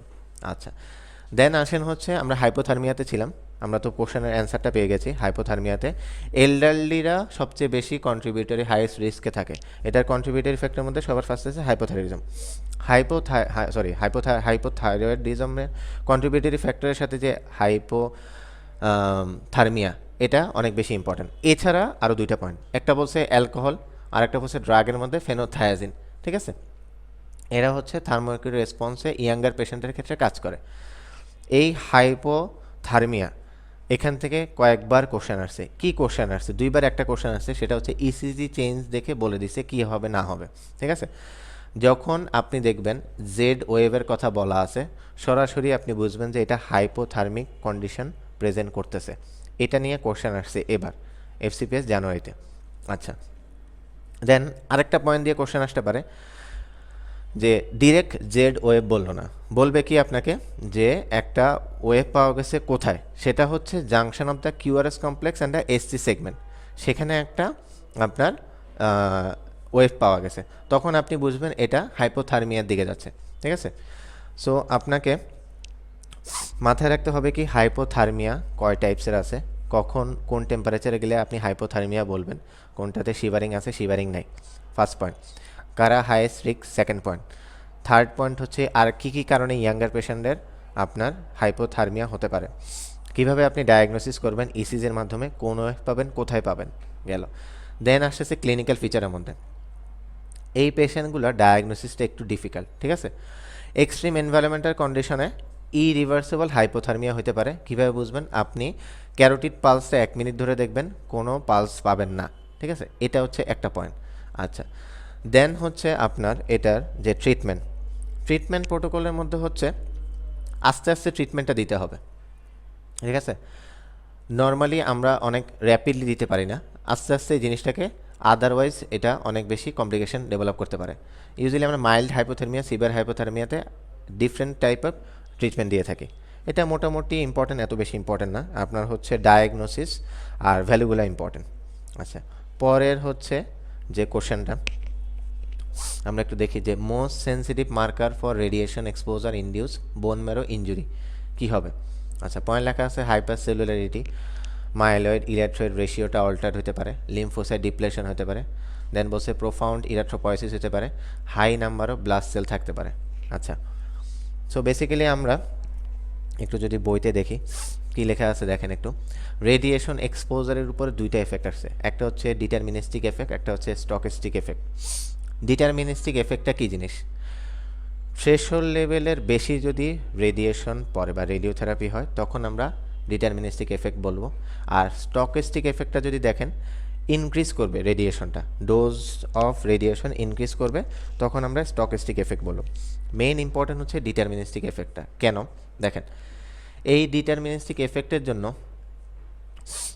আমাদের বডিতে যে টিস্যু আছে, ঠিক আছে, তার মধ্যে যে ডিভাইডিং সেলগুলো আছে সেগুলোর উপরে বেশি এফেক্ট করবে। লাইক হচ্ছে কি বোন ম্যারো, জিআই ট্র্যাক্টের মিউকোজা, এখানে হচ্ছে সেন্সিটিভিটি অনেক বেশি থাকে আয়োনাইজিং রেডিয়েশন। কি হবে দেখেন, লেখা আছে lymphocyte depletion is the most sensitive marker of bone marrow injury. কী কারণে হয়? ফ্যাটাল ডোজ অথবা ফ্যাটাল ডোজের কারণে হয় mainly. And marrow aplasia is the common cause of death. Marrow aplasia হয় পেশেন্ট মারা যেতে পারে। এছাড়া আর কোথায় কোথায় এফেক্ট করবে দেখেন, লেখা আছে জিআই মিউকোজাতে এফেক্ট করতে পারে, গোনাডে এফেক্ট করতে পারে, আইতে এফেক্ট করতে পারে, স্কিনে এফেক্ট করতে পারে, নিউরোলজিক্যাল ডেফিসিয়েন্সি হতে পারে। এই কয়েকটা পয়েন্টে হচ্ছে আপনার ইম্পর্টেন্ট। ক্যান্সার কি করতে পারে? ক্যান্সারের মধ্যে দেখেন একটা ব্রেস্ট ক্যান্সারের কথা বলা আছে এখানে, যে এটা ব্রেস্ট ক্যান্সারের করতে পারে। সো বেসিক্যালি হচ্ছে কোথায় কি করে, কি এফেক্ট থাকতে পারে সেটা আপনার ইম্পর্টেন্ট। মোস্ট ইম্পর্টেন্টটা যেহেতু এসবিএ সেহেতু লিম্ফোসাইট ডিপ্লেশন হচ্ছে most important sensitive marker for বোন ম্যারো ইঞ্জুরি। এটা আপনাদেরকে মাথায় রাখতে হবে। আর যেটা স্টকিস্টিক এফেক্ট, সেটার মধ্যে কিভাবে প্রেজেন্ট করবে, কার্সিনোজেনেসিসটা প্রেজেন্ট করবে স্টকিস্টিক এফেক্টে, ঠিক আছে। দেন আমরা পরবর্তী কোশ্চেনে আসি। আচ্ছা, পরবর্তী কোশ্চেনটা কি, most of cervical carcinoma is related to infection by. আচ্ছা, সার্ভাইকাল ক্যান্সারে কোন human papilloma virus most effectively কাজ করে? এটা আমরা ওই বক্সে থাকা অবস্থায় পড়ছি যে হিউম্যান প্যাপিলোমা হচ্ছে আপনার সার্ভাইকাল ক্যান্সার করে, বাট কোনটা? লেখা আছে 8, 10, 12, 14, 16। ইউজুয়ালি 16 আর 18 হচ্ছে হাইয়েস্ট রিস্ক, বাকিগুলো হাইয়েস্ট রিস্কের থাকবে না। এখন আসেন আমরা একটু দেখি। আচ্ছা, হিউম্যান প্যাপিলোমা ভাইরাস বা অ্যানোজেনিটাল ওয়ার্স যেটা, এটা হচ্ছে আপনার ইনফেকশাস ডিজিজের পয়েন্ট থেকে, ওখান থেকে নেওয়া। এখানে কি দেখেন হিউম্যান প্যাপিলোমা ভাইরাস অনেক ধরনের হতে পারে, 16, 11, তারপর হচ্ছে 6, 18, ঠিক আছে। তার মধ্যে হচ্ছে যেটা 16 আর 11 সেটা হচ্ছে অ্যানোজেনিটাল ওয়ার্ড করতে পারে, বাট 16 আর 18টা হচ্ছে আপনার ক্যান্সার করতে পারে অথবা বিনাইন ওয়ার্ডস করতে পারে। আচ্ছা, এবার একটু সার্ভাইকাল ক্যান্সার নিয়ে একটু বলি। এটা হচ্ছে গাইনোকোলজিক্যালের মধ্যে leading cause of death, second most common cause of cancer in gynaecology. তাহলে ফার্স্ট কোনটা? ওভারিয়ান ক্যান্সার গেল। দেন এটা আপনি কিভাবে ডায়াগনোসিস করবেন দেখেন, diagnosis is made by smear or কোন বায়োপসি দিয়ে। আচ্ছা, এখন আসেন একটু যদি আমরা ফ্যাক্টরগুলোর মধ্যে দেখি যে মোস্ট কমন প্রেজেন্টেশনটা কী হয়। একটা স্মিয়ার টেস্ট অ্যাবনর্মাল আসতে পারে, ঠিক আছে, বাট যদি লোকালি অ্যাডভান্স করে ডিজিজ তখন কিছু ফিচার থাকবে পেশেন্টের। কী কী? ভ্যাজাইনাল ব্লিডিং থাকতে পারে, ডিসকমফোর্ট থাকতে পারে, ডিসচার্জ থাকতে পারে, ঠিক আছে। এগুলো হচ্ছে ফিচার হিসেবে প্রেজেন্ট করতে পারে। আচ্ছা, দেন পরের কোশ্চেনে আমরা একটু আসি। পরের কোশ্চেনটা দেখেন, placental alkaline phosphatase is used as tumour marker for. আচ্ছা, অঙ্কোলজি চ্যাপ্টার থেকে কোনো যদি কিছু পড়া লাগে তাহলে হচ্ছে এই বক্সটা হচ্ছে one of the most important box for oncology. এখান থেকে যে কোনোভাবে কোশ্চেন আসতে পারে। এই কোশ্চেনটাই এসবিএটাই হচ্ছে এখান থেকে আসছে। দেখেন, প্লাসেন্টাল অ্যালকালাইন ফসফেটেজ সেটা হচ্ছে ওভারিয়ান ডিসজার্মিনেশনে মার্কার হিসেবে কাজ করবে। এখন একটু আমরা আসি এই বক্সটা কিভাবে পড়ব। অনেক বড়, কিন্তু আমাদের এটা মাস্ট মাথায় রাখা লাগবে, কিছু হোক আর না হোক। ফার্স্ট দিনের সেখানে হচ্ছে আপনার নিউরোলজি থাকবে, হেমাটোলজি থাকবে, তার সাথে এটা থাকবে। এখানে অ্যান্সারটা আপনাকে পারা লাগবে, কারণ এটা মোটামুটি পড়ে গেলে একটা কোশ্চেন আপনি পাবেন। আচ্ছা, কীভাবে আমি পড়ছিলাম দেখেন, আলফা ফিটোপ্রোটিন সেটা আপনি জানেন মেনলি হচ্ছে লিভার ক্যান্সারে বা হেপাটোসেলুলার ক্যান্সারে আপনার আসে। দেখেন আছে কিন্তু, বাট এটা হচ্ছে 50%। এছাড়া আরও দুইটা আছে, একটা হলো ওভারিয়ান আর একটা হলো টেস্টিকুলার। ওভারিয়ান কোনটা? ওভারিয়ানটা হচ্ছে নন সেমিনোমেটার জার্ম সেল টিউমার। টেস্টিকুলার কোনটা? Testicular teratoma. আচ্ছা, প্রথম পয়েন্টটা গেল যে আলফা পিটোপ্রোটিন হচ্ছে এই তিনটা কেসে আমরা ইউজ করতে পারি। এরপরে আসেন বাকিগুলো একটু আলাদাভাবে যায়। পরের পয়েন্টটা হচ্ছে বিটা 2 মাইক্রোগ্লোবিউলিন, 2 দেওয়া। সো এখানে দুইটা থাকবে, কি কি? একটা নন হজকিন লিম্ফোমা আর একটা হলো মাল্টিপল মাইলোমা। এটা টিউমার মার্কার হিসেবে বিটা 2 মাইক্রোগ্লোবিউলিন আমরা ইউজ করি। এরপরে আসবে থাইরয়েড রিলেটেড, কি কি দেখেন, ক্যালসিটোনিন, থাইরোগ্লোবিউলিন। ক্যালসিটোনিন মানে মেডুলারি কার্সিনোমা অফ থাইরয়েড। আর থাইরোগ্লোবিউলিন কখন? প্যাপিলারি বা পপুলার যেটা, আর একটা হলো ফলিকুলার। সো থাইরয়েড রিলেটেড তিনটা, যেটা ক্যালসিটোনিন সেটা হচ্ছে মেডুলারি সেল কার্সিনোমা, যেটা হচ্ছে থাইরোগ্লোবিউলিন সেটা হচ্ছে দুইটা, একটা হলো প্যাপিলারি ওর পপুলার। কেন পপুলার বলতেছি? কারণ প্যাপিলারিটি হচ্ছে পপুলার, মোস্ট কমন। আরেকটা বলছি ফলিকুলার। তাহলে বিটা 2 মাইক্রোগ্লোবিলিন গেল, থাইরোগ্লোবিলিন গেল, ক্যালসিটোনিন গেল। আচ্ছা, এরপরে কোনটা পড়বো? এরপরে আসেন হচ্ছে পিএসএ, সবচেয়ে ইম্পর্টেন্ট, এটা ইজি একদম। পিএসএ প্রোস্টেটিক ক্যান্সার, এটা তো পড়াও লাগবে না আপনাদের। দেন আসবে কি? প্লাসেন্টাল অ্যালকালাইন ফসফেটেস, যেটা কোশ্চেনে ছিল। কি কি আছে দেখেন, ওভারিয়ান ডিসজার্মিনোমা 50%, সেমিনোমা 40%। পয়েন্ট গেল ডিসজার্মিনোমা অ্যান্ড সেমিনোমা। আচ্ছা, বাকি যেগুলো আছে যে ক্যান্সার, CA19-9, CEA বা CA125 আর SCG, এগুলো কিভাবে পড়বেন? আসেন, যেটা হচ্ছে SCG, সেটা হচ্ছে কোরিওকার্সিনোমা হাইডেটিফর্ম মোল। দুইটা আলাদাভাবে মনে রাখতে হবে যে কোরিওকার্সিনোমা অ্যান্ড হাইডেটিফর্ম মোলের ক্ষেত্রে আমরা SCG টিউমার মার্কার হিসেবে ইউজ করতে পারি। এছাড়া দুইটা আছে, একটা আছে আপনার ওভারিয়ান নন সেমিনোমিটার জার্ম সেল টিউমার, আর একটা আছে সেমিনোমা। এই ওভারিয়ান নন সেমিনোমিটার জার্ম সেল টিউমার আরেকটা কোথায় পাবেন? আলফা ফিটো প্রোটিনের মধ্যে পাবেন। দুইটা একসাথে মনে রাখতে হবে যে non seminomatous germ cell tumour in case of ovary alpha feto protein এর SCG। দেন হচ্ছে সেমিনোমা। সেমিনোমা আছে কোথায়? SCG, human placental alkaline phosphatase. এটার মধ্যেও সেমিনোমা, এটার মধ্যে সেমিনোমা, দুইটা ক্ষেত্রে মনে রাখবেন। আচ্ছা, সো বেসিক্যালি দুইটা পয়েন্ট গেল, মাঝখানে তিনটা পয়েন্ট আছে। মাঝখানে তিনটা পয়েন্টটাকে আগে মেইন পয়েন্টগুলো কী কী? CA125, এটা হচ্ছে ওভারিয়ানের। CA19-9 প্যানক্রিয়াসের। CEA colon cancer. আচ্ছা, তিনটা মেইন হেডিং। 125 হচ্ছে আপনার ওভারিয়ান, CEA হচ্ছে কোলোনিক, CA19-9 হচ্ছে প্যানক্রিয়াটিক। আসেন এবার, যেটা হচ্ছে আপনার cancer in case of 125 ovarian তো বললাম, কী টাইপের ওভারিয়ান? এপিথেলিয়াল সেল, ঠিক আছে। সাথে আছে GI, লাং অ্যান্ড ব্রেস্ট, তিনটা একসাথে। দেন আসেন হচ্ছে 19-9, এখানেও হচ্ছে আপনার ওভারিয়ান ক্যান্সার আছে, সেটা হচ্ছে মিউসিনাস টিউমার, যেটা সেকেন্ড পয়েন্টগুলো, সাথে গ্যাস্ট্রিক, কোলোনিক। আচ্ছা, CEA সেটার মধ্যে কোলোনিক ক্যান্সার, সেখান থেকে মেটাসিস হয় হচ্ছে আপনার লিভারে মোস্ট কমনলি, এটা আপনারা জানা লাগবে। এছাড়া গ্যাস্ট্রিক, ব্রেস্ট, লাং ক্যান্সার, তিনটা কমন। এক্সট্রা আছে কি? Mucinous cancer of the ovary. Same CEA আর CA19-9 ক্ষেত্রে দুই কেসে আপনি mucinous tumour of the ovary পাচ্ছেন, ঠিক আছে। গেল, বাট আপনাদের মনে রাখতে হবে মেইন 125 কিসে, CEA কিসে, আর হচ্ছে আপনার 19-9 কিসে, ঠিক আছে। এই তিনটে একসাথে পড়বেন। ক্যালসিটোনিন, থাইরোগ্লোবিলিন একসাথে পড়বেন। প্লাসেন্টাল অ্যালকালাইন ফসফেটের SCG একসাথে। পিএসএ আপনারা এমনিই পারবেন। সবার ফার্স্টে আলফা বিটা প্রোটিনটা। মাঝখানে যেগুলো যে ন্যাচারাল অকারেন্স হতে পারে, লাইক হচ্ছে আলফা ফিটো প্রোটিনটা আপনার হচ্ছে প্রেগনেন্সির টাইমে আমরা ইউজ করি, কী কারণে? Neural tube defect and Down সিন্ড্রোমের ক্ষেত্রে। আচ্ছা, গেল একটা। দেন বিটা 2 মাইক্রোগ্লোবিলিনটা অটোইমিউন ডিজিজ, গ্লোমেরুলার ডিজিজ। ক্যালসিটোনিনটা দেখেন থাইরয়েড, যেহেতু থাইরয়েডের দিকে যাবে, ম্যান টু স্ক্রিনে ইউজ করি। 125 কিসে ইউজ করি? দেখেন পানির ক্ষেত্রে। পানি মানে কি? প্লুরাল ইফিউশন, হার্ট ফেলার, অ্যাসাইটিস, তিনটা পয়েন্ট গেল।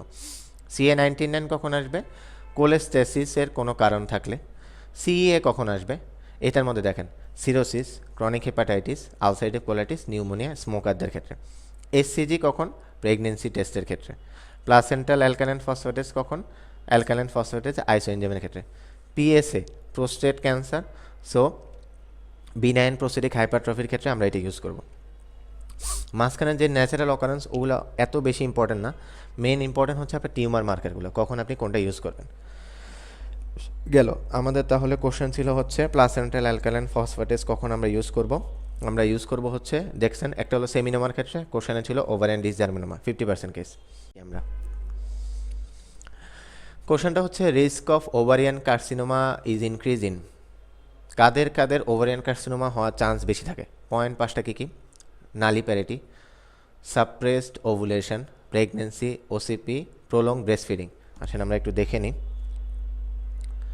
আচ্ছা, ইন কেস অফ হচ্ছে আপনার ওভারিয়ান কার্সিনোমা, দুইটা পয়েন্ট দেওয়া আছে, কারা রিস্ক ফ্যাক্টর হিসেবে কাজ করবে, কারা এই ওভারিয়ান ক্যান্সারটাকে রিডিউস করবে। দেখেন নিচের মধ্যে, যদি বয়স বেশি থাকে, নালিপ্যারিটি থাকে, ওভারিয়ান স্টিমুলেশন থাকে, বা ককেশিয়ানদের ক্ষেত্রে ওভারিয়ান ক্যান্সার হওয়ার চান্স অনেক বেশি বাড়বে। আচ্ছা, ওভুলেশন যদি সাপ্রেস থাকে, অথবা প্রেগনেন্ট থাকে, প্রোলং ব্রেস্ট ফিডিং থাকে, OCP খাওয়ার হিস্ট্রি থাকে, তখন সেটা ওভারিয়ান ক্যান্সারটাকে রিডিউস করবে। সো দুইটা পয়েন্ট, একটা হচ্ছে আপনার কারা কারা রিস্ক ফ্যাক্টর বাড়াবে আর কারা কারা রিস্ক ফ্যাক্টর কমাবে, দুইটা পয়েন্টে থাকবে। ইন কেস অফ এছাড়া আর আপনাকে কি মনে রাখতে হবে, ওভারিয়ান ক্যান্সারের ক্ষেত্রে দুইটা জিনের মিউটেশন হয়, একটা হলো BRCA1 আর একটা হলো BRCA2। এছাড়া এটার সাথে রিলেটেড থাকে লিঞ্চ টাইপ 2। ঠিক আছে, গেল। আচ্ছা, দেন পরের কোশ্চেনে আমরা আসি, most common metabolic disorder in cancer patient. আচ্ছা, most common metabolic disorder in cancer patient, এই কোশ্চেনটাই এবার আসছে একটু ডিফারেন্ট ওয়েতে। দেখেন লেখা আছে কি hypocalcaemia, hypokalaemia, hypercalcaemia, hyperkalaemia, hyponatraemia. Most commonly কি হাইপারক্যালসিমিয়া। কেন এটা কিভাবে আসছে এবার একটু বলি। আপনার মাথায় রাখতে হবে একটা ক্যান্সার পেশেন্টের ইমার্জেন্সি কী কী হতে পারে। এটা হচ্ছে একটা ইমার্জেন্সি যে হাইপারক্যালসিমিয়া। এছাড়া আপনার টিউমার লাইসিস সিনড্রোম হতে পারে, যেখান থেকে কোশ্চেন আসে। দেন হতে পারে হচ্ছে আপনার স্পাইনাল কর্ড কম্প্রেশন। দেন হতে পারে হচ্ছে আপনার সুপিরিয়র ভেনা কাভা অবস্ট্রাকশন। এই 4-5টা পয়েন্ট আছে ইমার্জেন্সি কেস। তার মধ্যে একটা হচ্ছে আপনার হাইপারক্যালসিমিয়া। এবার হাইপারক্যালসিমিয়া থেকে কি কোশ্চেন আসছে দেখেন, তারা বলছে যে এই যে একটা ক্যান্সার পেশেন্টে যে হাইপারক্যালসিমিয়া হয় তার মেকানিজমের কারণ কি। ঠিক আছে, দেখেন 5 নম্বর লাইনে লেখা আছে, most commonly due to over production of parathyroid hormone related protein 80% কেসে most common which binds to the parathyroid receptor and elevate the serum calcium level. কীভাবে করে, অস্টিওক্লাস্টিক বোন রিজেকশন, মানে বোন থেকে ক্যালসিয়াম নিয়ে আসে, একটা পয়েন্ট। আর একটা হচ্ছে রেনাল যে ক্যালসিয়াম এক্সক্রিয়েট করে সেটা কমায় দেয়, রেনাল থেকে রিঅ্যাবজর্পশন করে নিয়ে আসে ক্যালসিয়াম। এটা গেল 80% কেসে। 20% কেসে কী হয়, ডিরেক্ট ইনভেশন করে। কাদেরকে ইনভেশন করে, বিভিন্ন জায়গায় ইনভেশন করে হচ্ছে প্যারাথাইরয়েড হরমোনের সিক্রেশনটা বাড়ায় দিয়ে ক্যালসিয়াম লেভেল বাড়ায় দেয়। সো হাইপার ক্যালসিমিয়া যেটা, সেটা হচ্ছে আপনার দুইভাবে বাড়তে পারে। একটা হলো 80% কেসে প্যারাথাইরয়েড হরমোন রিলেটেড প্রোটিনের মাধ্যমে, আর একটা হচ্ছে আপনার ডিরেক্ট ইনভেশনের মাধ্যমে। প্যারাথাইরয়েড হরমোন রিলেটেডের মাধ্যমে যদি হয় তার দুইটা মেকানিজম, আর ডিরেক্ট ইনভেশন হলে একটা মেকানিজম। আচ্ছা, এখন আসেন যে এই যে ইনসিডেন্সটা হয় হাইপারক্যালসিমিয়া কোন কোন ক্যান্সারে বেশি হয়। দেখেন লেখা আছে কি, মাইলোমা একটা লেখা আছে 3 নম্বর লাইনে, মাইলোমা লেখা আছে, ব্রেস্ট লেখা আছে। ঠিক আছে, এই দুইটা কেস হলো সবচেয়ে মোস্ট কমন। দেন আসবে কি non small cell lung cancer, এটার আরেকটা নাম কি squamous cell carcinoma of the lung. দেখবেন এটা রিলেটেড একটু বলি, একটা হচ্ছে আপনার স্কোয়ামাস সেল কার্সিনোমা আর একটা হচ্ছে small cell carcinoma. Squamous cell কার্সিনোমাটা মনে রাখছি আমি HHH রিলেটেড, তার মধ্যে একটা হচ্ছে আপনার এই হাইপার ক্যালসিমিয়া। ঠিক আছে, গেল। দেন আসবে হচ্ছে আপনার বাকিগুলা, যে হচ্ছে আপনার আনকমনলি কোলন, প্রোস্টেট বা স্মল সেল লাং ক্যান্সারের ক্ষেত্রে এটা হতে পারে। আচ্ছা, তাহলে হচ্ছে যেহেতু আপনার এবারে হাইপার ক্যালসিমিয়া রিলেটেড আসছে, এটার মেকানিজম রিলেটেড আসছে, সো আপনাকে এটার যে মেডিকেল ম্যানেজমেন্ট হাইপার ক্যালসিমিয়া সেটা আপনাকে একটু মনে রাখতে হবে। কারণ টপিক সেম থাকবে, স্যাররা টপিক সেম দিবে, কিন্তু কোশ্চেনের প্যাটার্ন ডিফারেন্ট করে দিবে। দেখেন একটা পেশেন্ট সিভিয়ার হাইপার ক্যালসিমিয়া, মানে দেখা যাবে যে ক্যালসিয়ামের লেভেল 15, 14 বা এর বেশি, 16, 17 চলে গেছে। ঠিক আছে, তখন আপনি কী দিবেন, সবার ফার্স্টে হচ্ছে IV স্যালাইন দিবেন 2 থেকে 4 লিটার পার ডে। এরপরে কি আসবে, জোলেন্ডেনিক অ্যাসিড বা প্যামিড্রোনেট। আচ্ছা, সিমটোমেটিক হাইপার ক্যালসিমিয়া থাকলে যদি কাজ না করে জোলেন্ড্রোনিক, দেন ডেনুসুমাব ইজ অ্যান অল্টারনেটিভ অপশান। ঠিক আছে, সো 3টা পয়েন্ট। ফার্স্ট পয়েন্ট কোনটা, সেটাই হচ্ছে মেইন পয়েন্ট, যেটা হচ্ছে মোস্ট কমনলি আমরা ইউজ করি, সেটা হচ্ছে IV স্যালাইন ফ্লুইড দিতে হবে। ঠিক আছে, দেন আপনি ড্রাগের মধ্যে জোলেন্ড্রোনিক, প্যামিড্রোনেট আর ডেনুসুমাব মনে রাখতে হবে। গেল, এটা করলে হচ্ছে আপনার সিভিয়ার হাইপার ক্যালসিমিয়ার ক্ষেত্রে মেডিকেল ম্যানেজমেন্ট। তারপরে কোশ্চেনে আসি আমরা। আচ্ছা, one of the most common genetic question, যেটা হচ্ছে অটোজোমাল ডোমিনেন্ট ডিসঅর্ডারের নাম। কিভাবে কোশ্চেন আসে জেনেটিক্সে, 2টা পয়েন্ট কমন, হয় ক্যারেক্টার রিলেটেড কোনো কোশ্চেন আসতে পারে অথবা এক্সাম্পল রিলেটেড কোশ্চেন আসতে পারে। এই দুইটা যদি আপনার মনে থাকে আপনি 2টা কোশ্চেন কমন পাবেন, লাইক অটোজোমাল ডোমিনেন্ট বা অটোজোমাল রিসেসিভ, এটার character plus example, x link dominant, x link recessive, character plus example, 4টা পয়েন্ট। আচ্ছা, এখন আসি আমরা অটোজোমাল ডোমিনেন্ট ডিসঅর্ডারের মধ্যে কী কী আছে। বলছে এখানে পেনরেডস, ব্রুগার্ডা, অ্যালপট, গিলবার্টস, কার্টাজেনাস।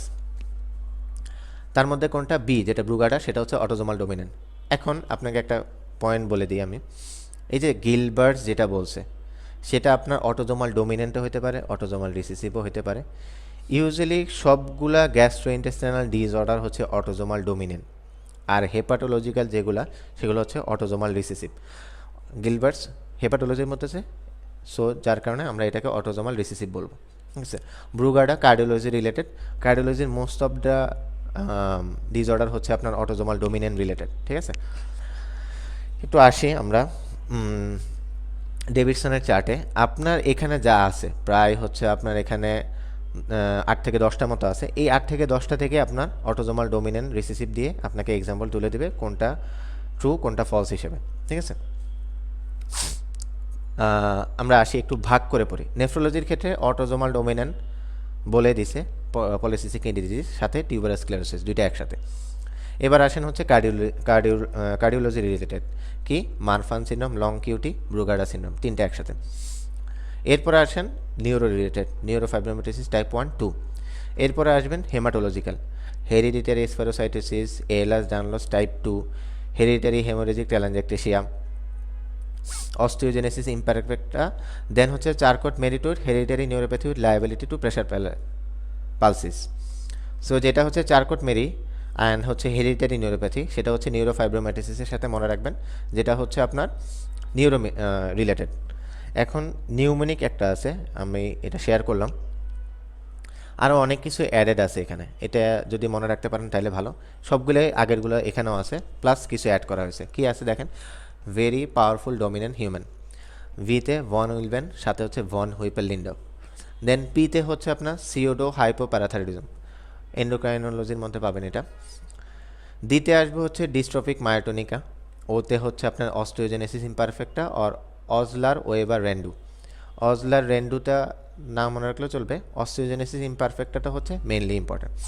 দেন আসতেছে Marfan, intermittent porphyria, then neurofibromatosis, এগুলো আপনি পড়ছেন। অ্যাডাল্ট পলিসিস্টিকটাও আপনি পড়ছেন, নুনান সিনড্রোম, টিউবারাস স্ক্লেরোসিস, হাইপারকোলেস্টেলেমিয়া।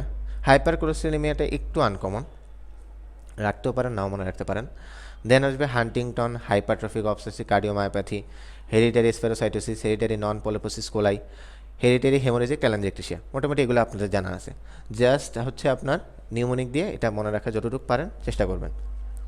আচ্ছা, লাস্ট কোশ্চেন আমাদের, numerical chromosomal abnormality does not occur in. আচ্ছা, what is numerical chromosomal abnormality? এটা হচ্ছে ক্রোমোজোমাল একটা ডিফেক্ট। এখানে হচ্ছে আপনার নর্মালি আমাদের হিউম্যান বডিতে 46 ক্রোমোজোম, ঠিক আছে। 46 ক্রোমোজোম থেকে যখন 47 হবে বা 45 হবে, তখন এটাকে আমরা ক্রোমোজোমাল অ্যাবনর্মালিটি বলবো, ঠিক আছে। এখন যদি বেশি হয় তখন কি, যদি কম হয় তখন কি? দেখেন যে নিউমেরিক্যাল ক্রোমোজোমাল অ্যাবনর্মালিটি বলছে, সেটার মধ্যে 5টা পয়েন্ট দিয়েছে। একটা হচ্ছে ডাউন, একটা উইলিয়ামস, একটা হলো টার্নার, একটা হলো এডওয়ার্ড, একটা হলো ক্লাইনফেল্টার। অ্যান্সার হচ্ছে উইলিয়াম, ঠিক আছে। উইলিয়ামসের মধ্যে আপনার ক্রোমোজোমাল নিউমেরিক্যাল অ্যাবনর্মালিটি হয় না। কি হয় আমরা একটু দেখি। আচ্ছা, ক্রোমোজোমাল অ্যান্ড কন্টিগুয়াস জিন ডিজঅর্ডারের মধ্যে যে নিউমেরিক্যাল ক্রোমোজোমাল অ্যাবনর্মালিটিগুলো আছে, কিভাবে আপনি মনে রাখবেন? দেখেন, ডাউন, এডওয়ার্ড অ্যান্ড পার্টাও, এই তিনটাতে 46 থাকার কথা, আছে 47, তার মানে একটা বেড়ে গেছে। আচ্ছা, এই যে নিউমেরিক্যাল ক্রোমোজোমাল অ্যাবনর্মালিটি, এটার মোস্ট কমন কজ কি? নন ডিসজাংশন। এটা হচ্ছে বক্সের উপরে আছে, আপনারা পড়লে দেখবেন। নন ডিসজাংশনের কারণে যে এই নিউমেরিক্যাল ক্রোমোজোমাল অ্যাবনর্মালিটিসগুলো হয়। পরবর্তীতে কী হয়, যে 46টা ক্রোমোজোম থাকার কথা সেটা বেড়ে গিয়ে 47-এ কনভার্ট হয়, ঠিক আছে। এই কারণে আমরা এডওয়ার্ড, পার্টাও, ডাউন এসব পেয়ে থাকি। আপনার ডাউন সিনড্রোম সম্পর্কে আইডিয়া থাকা লাগবে। এখানে কনজেনিটাল হার্ট ডিজিজ হয়, ফেসিস পাবেন, আইকিউ লেভেল 50 নিচে থাকে, এটা অনেক বেশি ইম্পর্টেন্ট, এটা আপনার থাকা লাগবে। সাথে ডিউডেনের অ্যাট্রেসিয়াও থাকতে পারে। আচ্ছা, এর তিনটা গেল হচ্ছে ক্রোমোজোম বেশি, ঠিক আছে, 46-এর জায়গায় 47। এরপরে আসেন ক্লাইনফেল্টার XYY ট্রিপল সিনড্রোম, এই তিনটার মধ্যে দেখেন সেক্স ক্রোমোজোমালও অ্যাবনর্মালিটি থাকতেছে। 47 তো আছেই, সাথে সেক্স ক্রোমোজোমের মধ্যে একটা বেশি থাকতেছে। আচ্ছা, গেল দুই পার্টে দুইটা।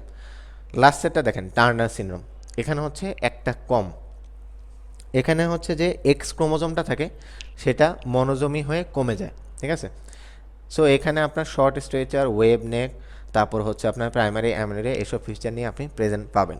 এটা হচ্ছে এন্ডোক্রাইনোলজিতে আপনি আবার পাবেন টার্নার সিনড্রোম। আর ক্লায়েন্টফেল্টার সিন্ড্রোম দুইটাই আপনি এন্ডোক্রাইনোলজিতে পাবেন। ক্লায়েন্টফেল্টারে আপনার 47XSY। আচ্ছা, ক্লায়েন্টফেল্টার সম্পর্কে একটা জিনিস বলে রাখি, এটা হচ্ছে ফেনোটাইপিক মেল। একজন নায়কের এটা আছে, আমার মনে পড়তেছে না ঠিক। ফিমেল ক্যারেক্টারিস্টিক্স থাকবে না, বাইরে থেকে মনে হবে মেল, বাট ভিতরের যে স্ট্রাকচার সবগুলো ফিমেল টাইপ হয়ে যাবে। আর টার্নার্স তার উল্টা, ফেনোটাইপিক ফিমেল হবে, বাট দেখতে মনে হবে যে আপনার ভিতরের স্ট্রাকচার সব মেল টাইপ হবে। আচ্ছা, সো ক্লায়েন্টফেল্টার আর টার্নার একসাথে পড়তে হবে, একটাতে বেশি একটাতে কম। আর নেক্সট, আর যেটা মোস্ট ইম্পর্টেন্ট সেটা হচ্ছে ডাউন, এডওয়ার্ড অ্যান্ড পাটাও। এখান থেকে যদি কোশ্চেন আসে, ডাউন, ক্লায়েন্টফেল্টার অ্যান্ড টার্নার এই তিনটা থেকে কোশ্চেন আসার চান্স বেশি। এটা থেকে আপনার কোশ্চেন আসতে পারে আপনার কতগুলো ক্রোমোজোম আসে, ট্রাইজোমি কত বলতেছে ডাউন সিনড্রোমটাকে, টার্নারের ক্ষেত্রে কত বলতেছে, আর ক্যারেক্টারিস্টিক ফিচার দিয়ে ডায়াগনস্টিক ক্লু দিয়ে আপনাকে বলবে যে আপনি ডায়াগনোসিস করতে পারবেন নাকি না পারবেন। আচ্ছা, তাহলে হচ্ছে আমাদের এই পর্যন্ত হচ্ছে আমাদের সলভ ক্লাসটা শেষ হলো। ইউজুয়ালি হচ্ছে আমরা 15টা করে যতটুকু পারতেছি, আমাদের যতটুক মধ্যে এফসিপিএসের মধ্যে আছে ততটুকু চেষ্টা করতেছি করার জন্য। আশা করি আপনাদের কোনো সমস্যা হলে আপনারা আমাদেরকে জানাবেন এই সলভ ক্লাসের মাধ্যমে। অ্যান্ড হচ্ছে আপনারা ম্যাট্রিক্স পয়েন্টের সাথে থাকবেন এই প্রত্যাশায়। আসসালামু আলাইকুম।